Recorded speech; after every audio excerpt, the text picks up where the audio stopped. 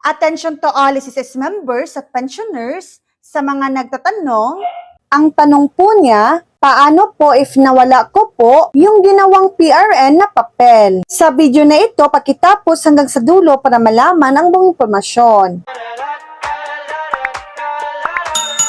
Huwag mag-alala, normal lang ang mawala ang papel ng PRN or Payment Reference Number. Maaari mo itong makuha muli ng mabilis sa pamamagitan ng online channels ng SSS. Narito ang mga paraan para makuha muli ang iyong PRN. Una, gamit ang My.SSS Portal website. Ito ang pinakamabilis na paraan kung may internet ka. Mag-login sa My.SSS member portal sa SSS website. Hanapin ang menu na Payment Reference Number or PRN o Contributions. Pangalawa, gamit ang SSS mobile app. Kung naka-install ang My SSS mobile app sa iyong phone, mag-login sa app, punta sa PRN section para makita ang iyong active na PRN para sa contribution o loan. Pangatlo, tingnan ang email o SMS. Kadalasan,